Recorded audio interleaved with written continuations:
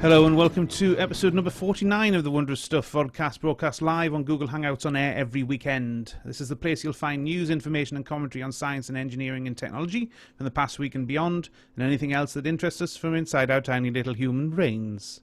As ever, my name is John Gardner, and to help us out on the journey to knowledge, we've got one of my colleagues this week, Richard Smith. Say hello, chap. Hello, chap. Right, well, before we start this week, I'd just like to say a few words. When we started, certainly from my point of view, and I guess from Richard and Ross as well, when we started the Wondrous Stuff almost a year ago now, we were hoping to sort of chronicle a little bit of man's endeavour in science, engineering and technology, recording all of the things, the researches into land, sea, and sky, and all of the positive things that science can bring to humanity. Unfortunately, the incident that happened in Paris on the 30th of November is quite a tragic chain of events, and unfortunately, it means that there are some people out there who don't want to do these positive things. They don't want to progress humanity. They want to actually take us back to the Middle Ages, and it's not something that I'd like to happen. So our heart goes out to everybody who's been in Paris or knows people in France, and hopefully they don't get their own way. Right, now... Actually, I've got an infographic that people might be interested in, if I can figure out how to share it. Just, we do a little bit about...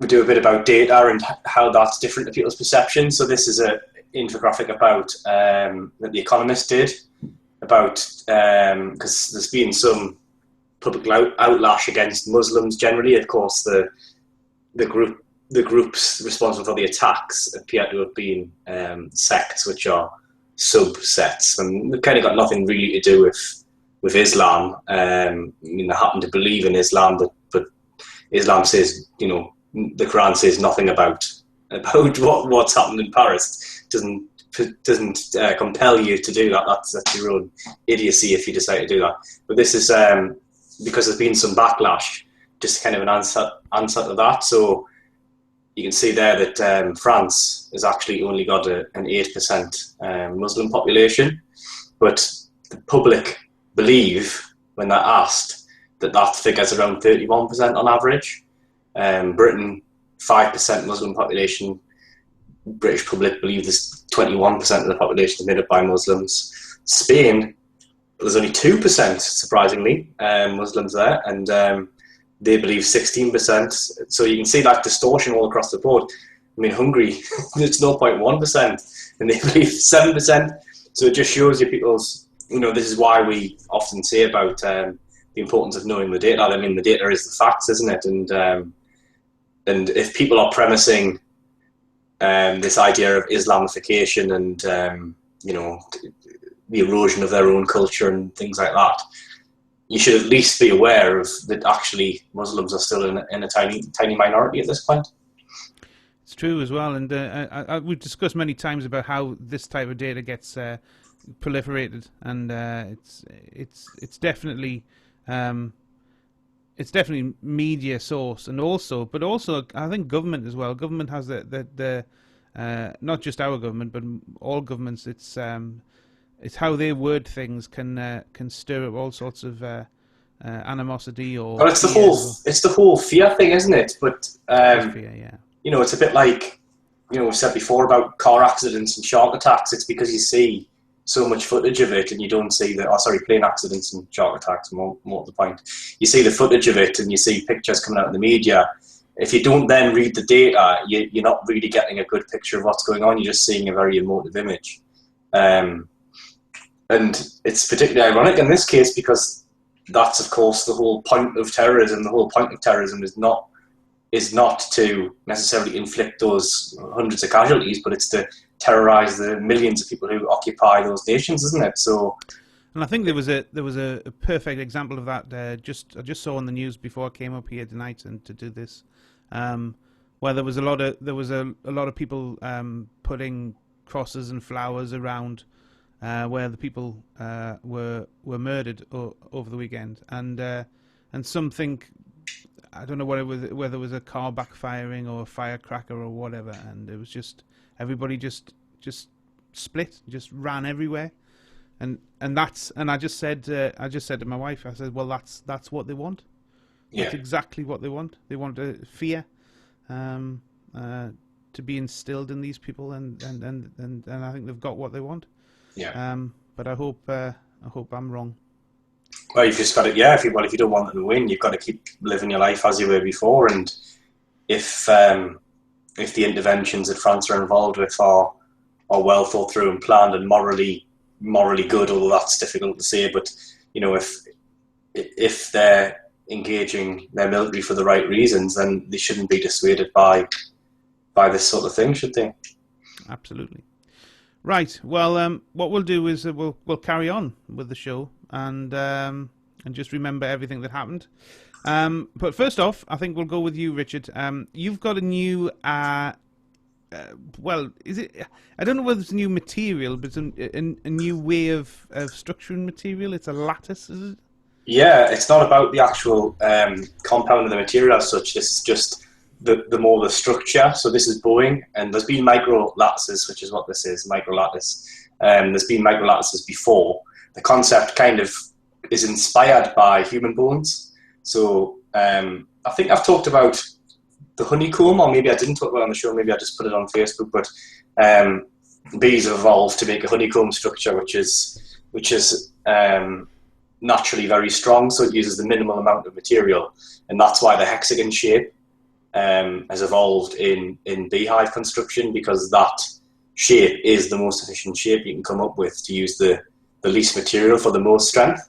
So you've got a lot of gaps, but you've got a lot of strength, so you can get away with very little material. And the principle's the same here. The lattice, it has to be as minimal amount of material as possible. I'll just share a picture of the Boeing one. This is it here. So as you can see, it's light enough to be genuinely purchased on a dandelion there. So that's it looks like some very very light chainmail. Yeah.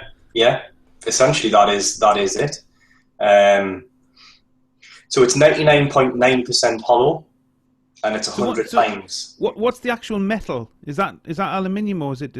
It's they're being a bit protective of alloy, that. is it? Yeah, they're being a bit protective of that. But it's a polymer, 3D open cellular polymer structure.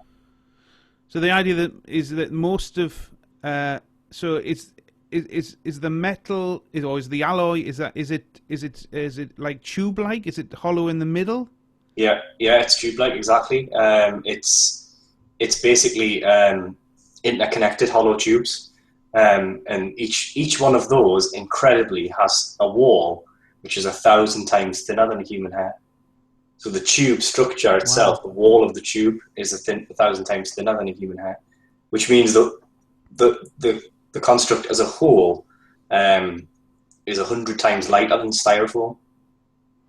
And where so obviously they're putting this forward as a new material to build part of a plane.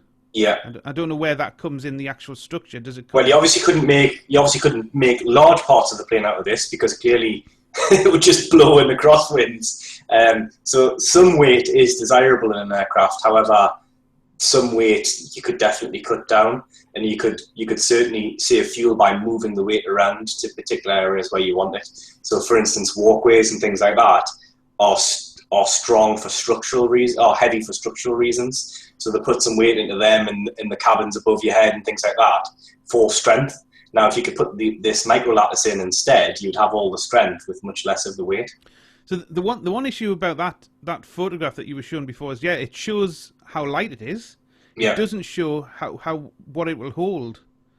What I'd be looking for is something the other way around, where the lattice is on the bottom and something's on top. Yeah.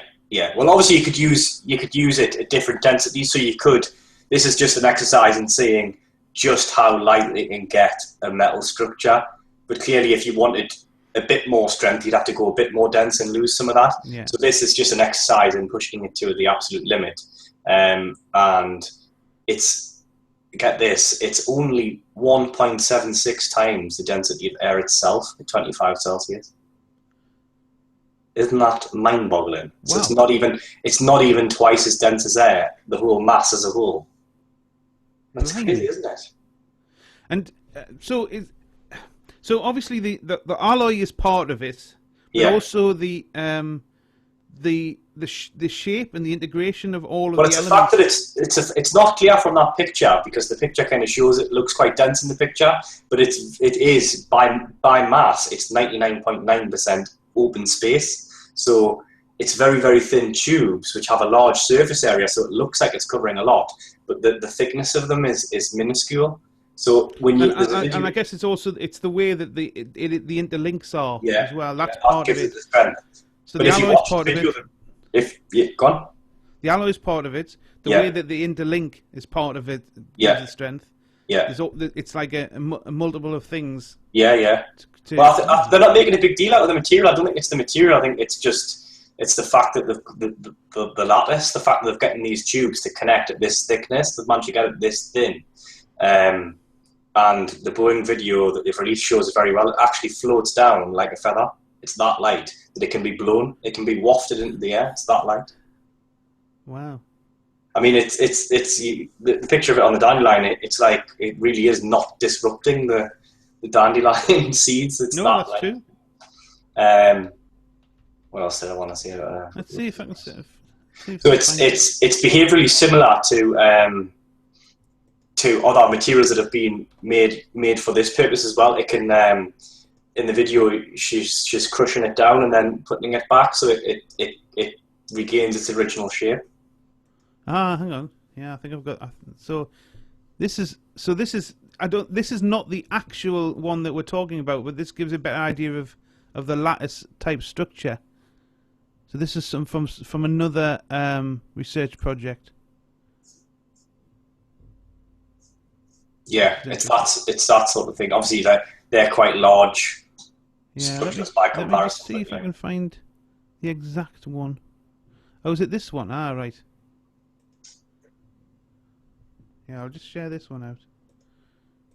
Is it this one? Yeah, that's it. So that's interesting, isn't it? That's how it regains its original. Wow.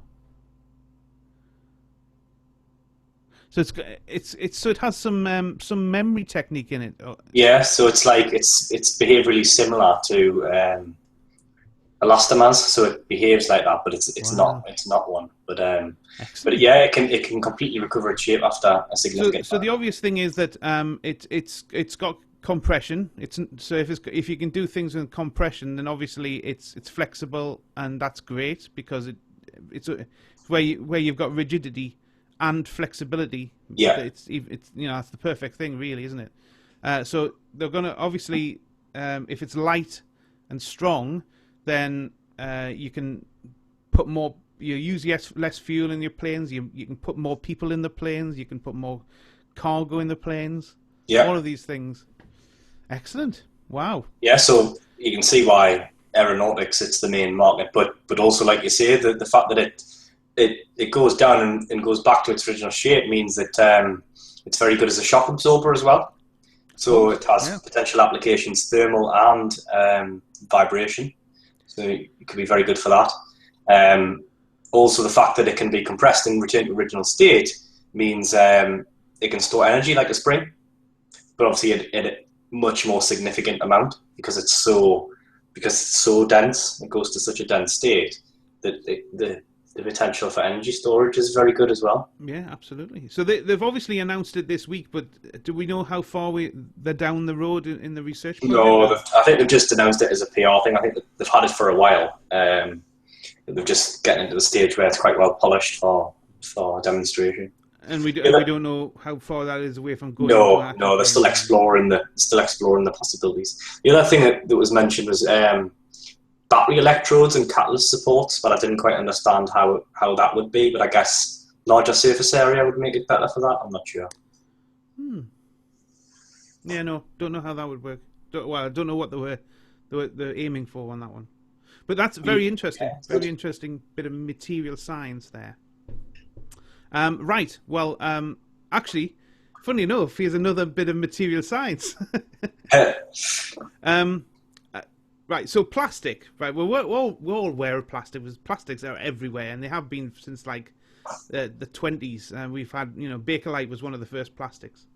And they're all man-made, chemical bondings, and they have quite a bad rap. But it's not really their fault. So the reason why it has a bad rap is because we tend to make the wrong things with plastic. We make plastic bags, and we make toys and all sorts of things like that, bottles.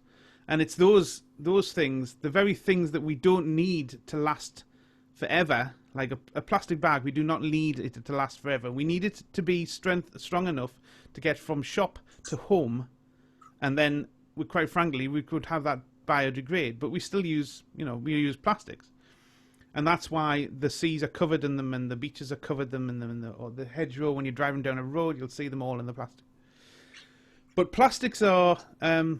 So they're considered ecologically unsound, but it's only because we're using them incorrectly. There's lots of things that we would use plastics for that are really perfect for plastic. We've got guttering on our houses. Now that guttering, I've got some. When we moved in this house in 2003, we put some brand new guttering up because we had some cast iron guttering which was all rusted and leaking, and that is as good as it was when we first put it up, many years ago. So, and I haven't had to do anything with it. Perfect, doesn't leak, great. That's the sort of things that you want plastics to be made out of. Yeah. So, what about roads? Now, roads commonly, and have been for many, many years, since the start of the motor car, they're asphalt. So they're tar and all sorts of things like that mixed up there in aggregates. And has tar got elements of plastic in them? Is that because that's kind of related to petroleum, carbon, isn't it? It is carbon. But the thing with the asphalt roads is that they've only got very, very short lifetime. You'll see the amount of potholes that are around nowadays, and that's basically because it wears away, it erodes around sort of little cracks.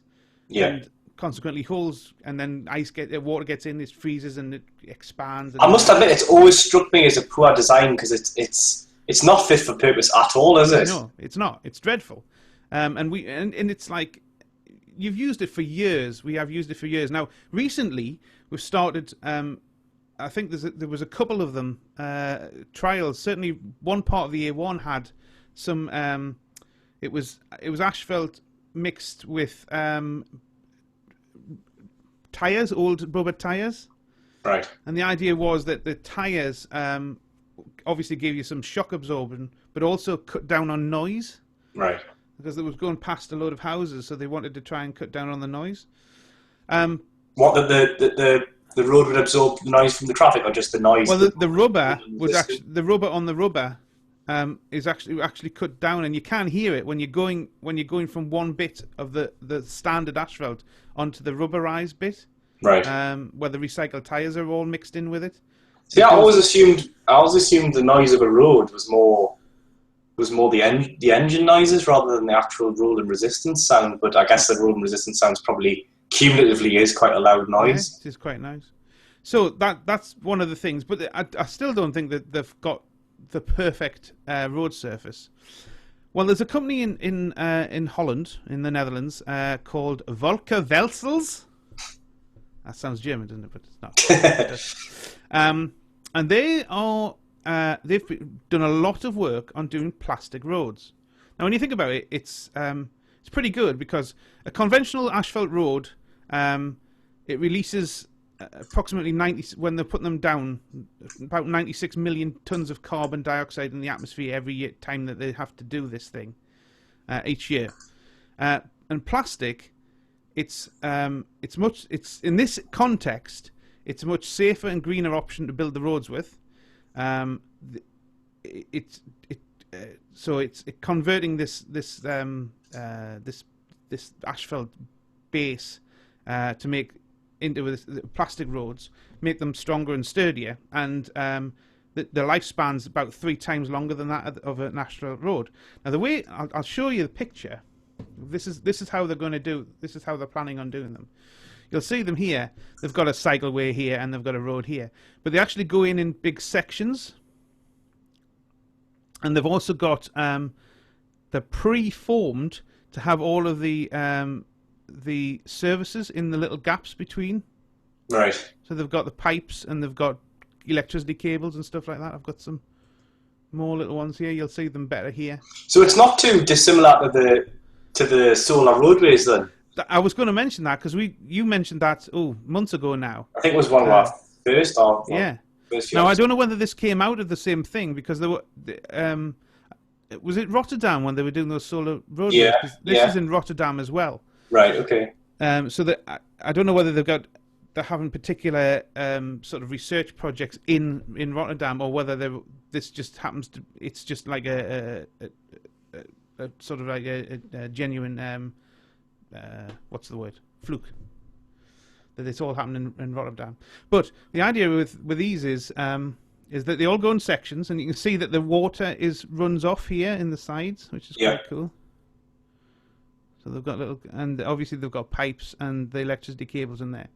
But the thing with these is that they're made from 100% recycled plastic anyway, and they're fabricated into these lightweight, sturdy sort of sections that you can place them onto many surfaces, including sand. So you don't have to have a perfect aggregated bottom, and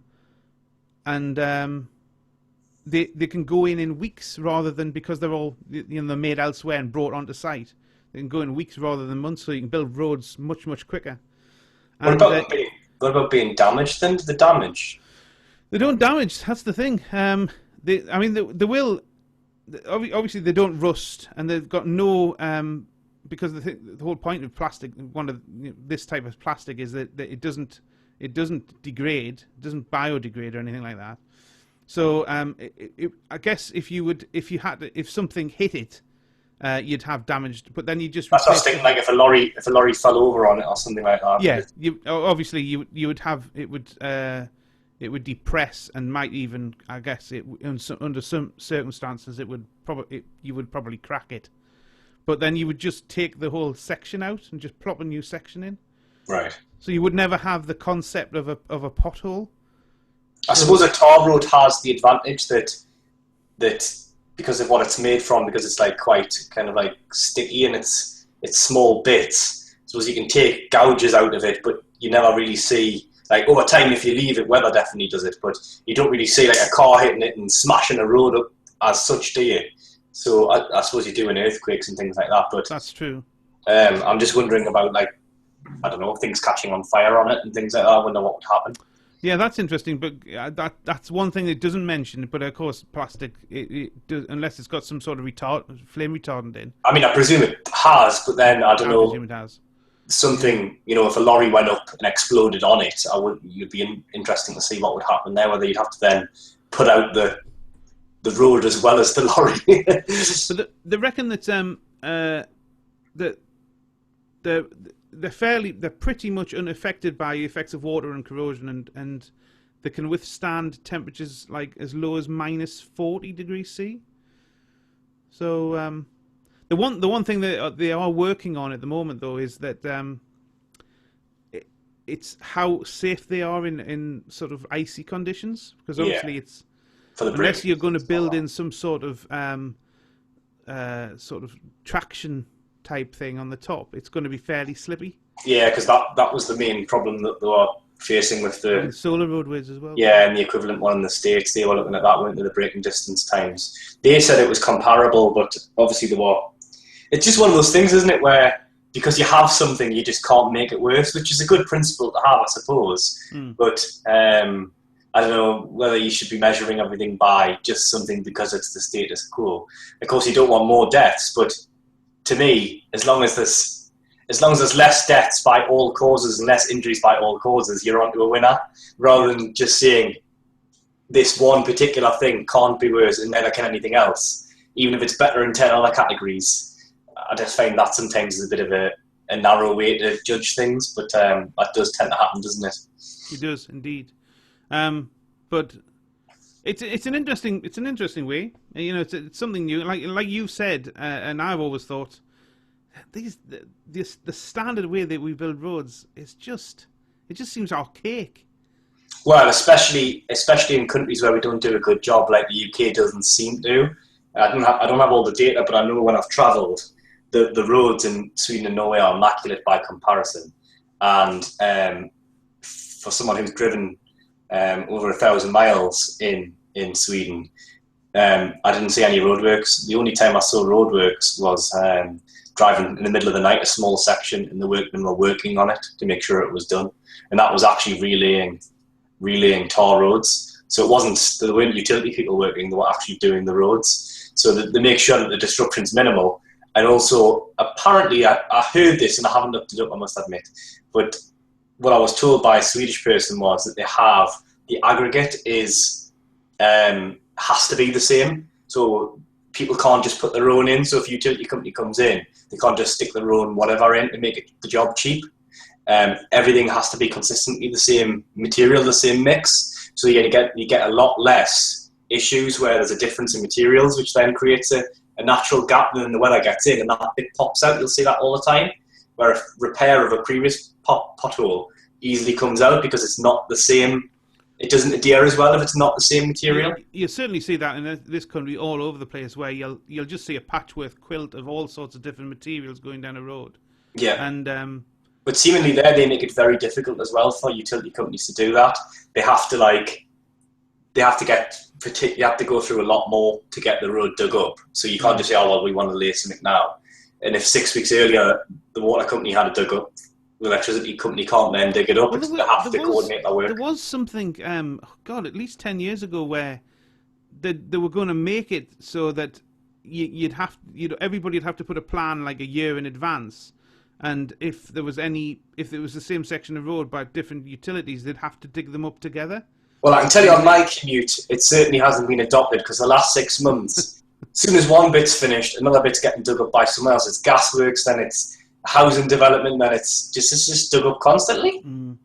And then when it goes back, it's never the same. And what annoys you is a new stretch gets laid and there's all that disruption for months and months and months. And then literally 4 months later, someone comes along and digs it up, and then it goes back down, and it's completely different, and it's gone crap again. You thought, you've probably spent £1 million relaying that road, and then you've let someone come and dig it up.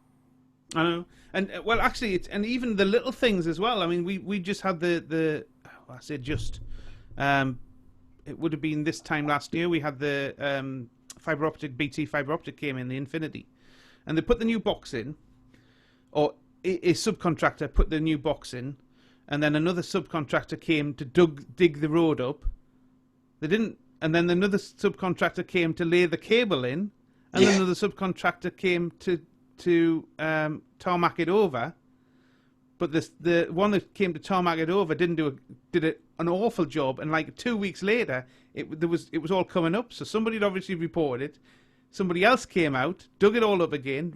It's just absolute, it's a joke. And I can't help thinking it's very much a first world problem, and in the context of people losing their lives to a terrorist attack, it's hardly high up the agenda, but it does seem to be a problem that we suffer, particularly in this country compared to others, and it must affect productivity and output. It must do. I know immeasurably, probably in one area it doesn't, but cumulatively across the country it must have a large impact, because turning a road from a 5-minute delay into a half-hour delay for months on end, that cumulatively across the country must be a big deal, mustn't it? Absolutely. But then again, if something like these type of roads, these and the solar roads, presumably they could work together, and it does seem some little bright light that's starting to happen. Well, the solar roads, I don't know. Obviously, if they find a practicality problem with them, that's not the case with this one, then fair enough. But the solar roads were also going to be recycled plastic, as far as I understood. So So I suppose that would achieve all of these things as well, wouldn't it? If you managed it. Yeah, absolutely. And I suppose you could just use that for cheaper bits where maybe there's not the light exposure or whatever, or under a tunnel, or whatever. Yeah. Presumably, there's sections of road that are in constant shade as well. But it's interesting that again it's in the Netherlands, because the Netherlands do seem to do all sorts of stuff like this, and they were the ones who pioneered the floating houses on areas of floodland and all sorts of things like this. It's quite incredible when you fly over it and you see how, you see the wind farms out at sea. I know a lot of them have come under criticism, but you see, at least they're trying. You see a lot of that, and you see all the reclaimed flat land and stuff like that. It's quite amazing, the engineering projects that go on there, big scale engineering projects. Absolutely, very good. Well, that's kind of what we got planned for this week. But I have got another little article that I came upon this week. Actually, it was about 2 weeks ago, but I never had time to do it then. We've talked about the Fukushima nuclear accident in Japan before, in the context of it was like how many direct deaths, wasn't it?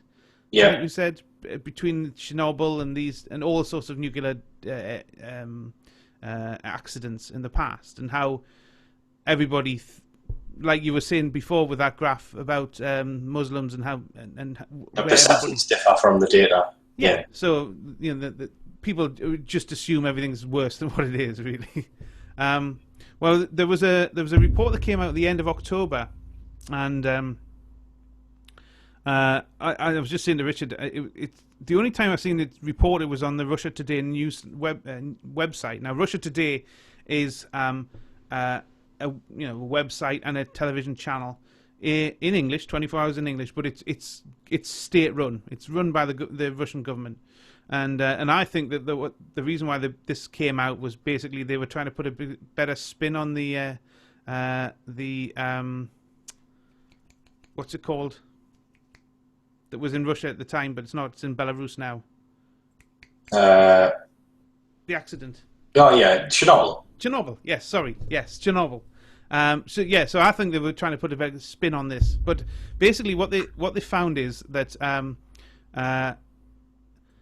the recorded radiation. A robot has recorded some radiation in one of the containment vessels running up to one of the reactors in Fukushima, and they reckon that so there was a robot that took this reading that it's up to 9.4 sieverts per hour, basically being that if you were in this area and you were human, you'd be dead within an hour. It's up. So what? It's gone up since the disaster. It's gone up. Yes, it's gone up. So what are the things causing that then? Well, they reckon now that the Fukushima reactor has had suffered a complete total meltdown. What, it's just melted down? Well, they don't know when it's actually happened, but they do know that they took this reading between the 4th and 25th of September this year. Right. See, I'm not getting the definition of meltdown, then this would have been a useful one to have Ross for. But I thought meltdown was where the control rods no longer worked and it exceeded the operational capacity, whereas this seems to be describing almost like a leak, a containment leak, basically. I suppose maybe that is the usage for meltdown, I'm not sure. But so that's what they're saying, it's leaked further out of the main bit into a wider bit, and now that wider bit is got a higher reading than ever. Yeah. That's what they're saying. So the amount of net radiation in the place hasn't gone up. Clearly, it's just moving around then. So, yeah, and then they're saying that the people involved in the cleanup operation, 40% of those have now had a radiation exposure exceeding the yearly public norm. Right. So I don't think it's going as well as they hoped it would go. They've made some pretty bad errors. Actually. You can still be quite safe and have a lot more than the yearly norm, though, can't you? Yes, because it averages out, I guess. Yeah. But yeah, so what? Also, you can have it briefly. You can have it briefly, can't you? As long as it's a low level, like you can have a heightened level which isn't deadly for a while, and then as long as you get out, you're okay. Kind of isn't like it isn't like once you've had it, that's it. It's game over sort of thing. No. Like, I mean, it is actually quite amazing about how much radiation a human can take without it causing a direct cancer. Yeah.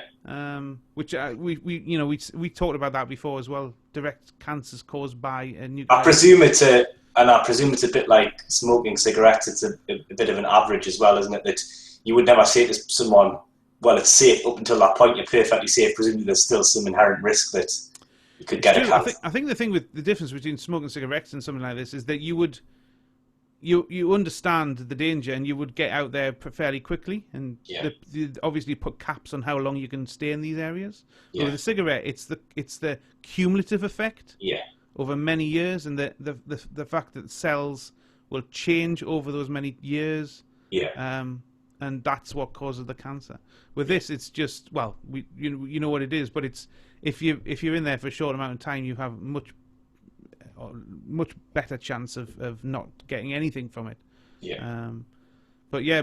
So I just wanted to state, just to remind everybody that that's still going on, and that was it was 2011 when that went bang. It does last a long time though, because I know the site of Hiroshima and Nagasaki have still got more than double the background norm.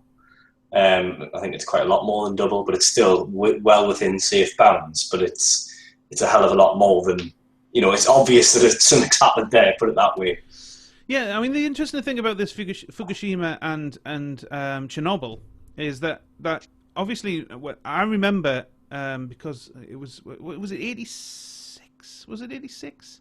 Something like that, yeah. Something like that. 84, 86. Yeah. I remember when it went, and I remember there was a plane going over the top, and you could the photograph of the reactor of the core, you could see it glowing in the mass of. But even though it's taken a long time to get to the stage, I feel that because they're enclosing the whole thing in like a concrete sort of like cask that they slide over the top, aren't they now? Right. I believe. But they seem to be getting it's much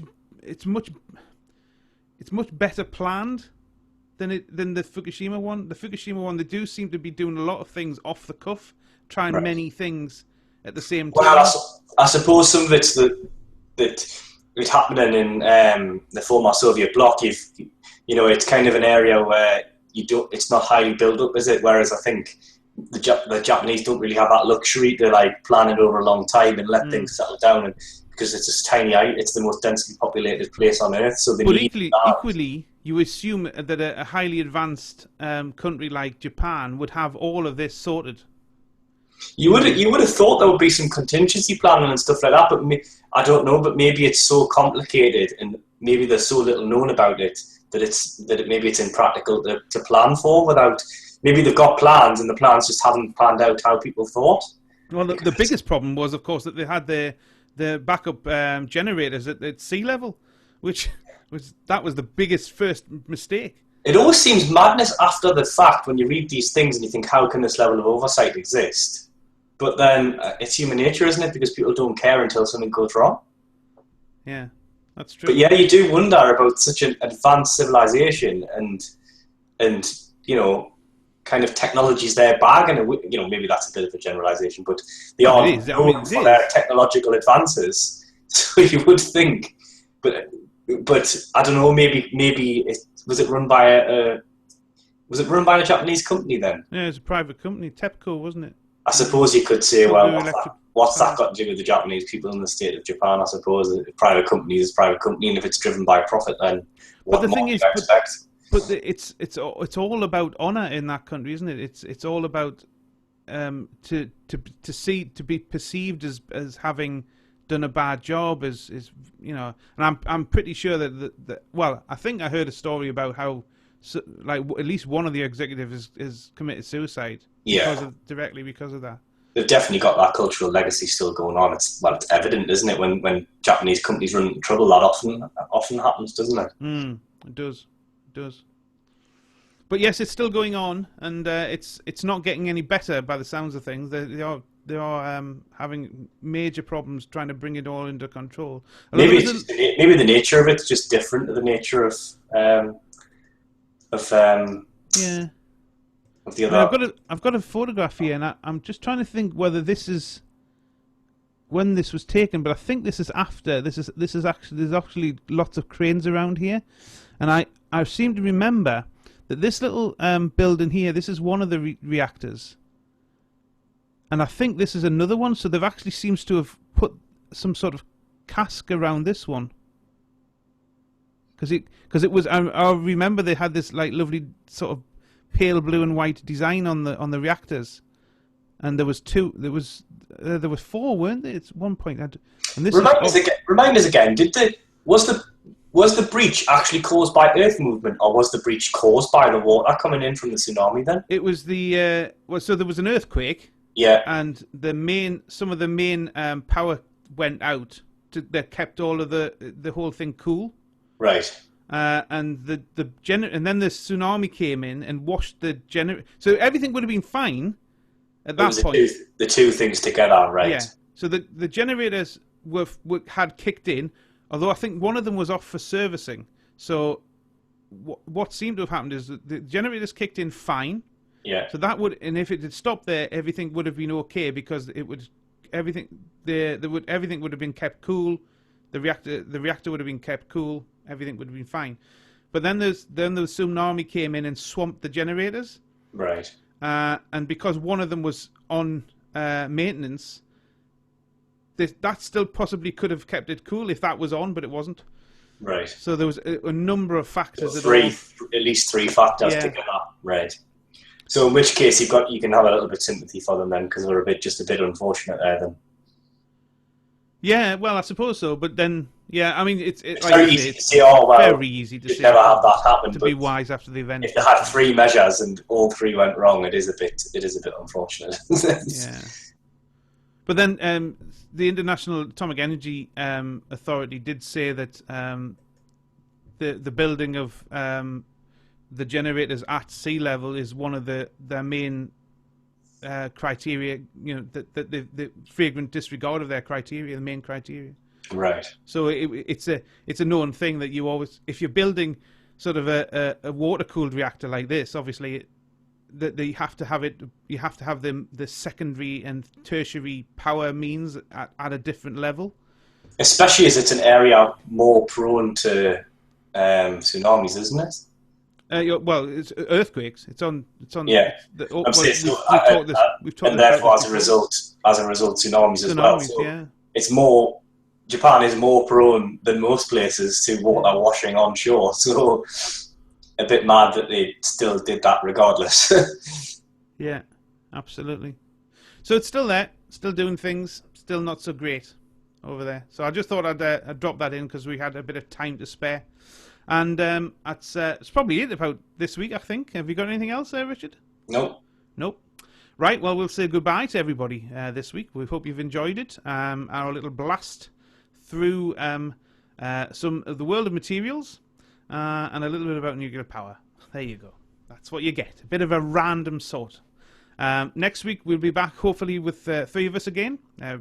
Ross is away on work this week. And obviously, now we're at 49. We're getting very close to our birthday. Yay! So, as always, I'll put the plead out for any news information that you want us to cover or any feedback that you want to cover. As always, we've had our little handle. Well, I've had my handle on there. I don't think mine just doesn't work anymore. You've never managed. Yeah, another plead. This is for Google again. Get your shit together, lads. Not working out. Mine worked for about 40 episodes and then it's just stopped altogether now. And mine stopped and then started again. And now I've got my banner as well. Anyway, so basically, we're here on email as well, wonderstuff@gmail.com. We all have access to that email box. And the URL currently is wonderstuff.blogspot.com, but we'll be changing to wonderstuff.com very shortly, probably on our birthday. So please tell us what you think of us, and we will endeavour to answer all your questions or tell you to sod off. Okay, well, that's it for this week. So until next time, I shall see. Bye-bye. Bye.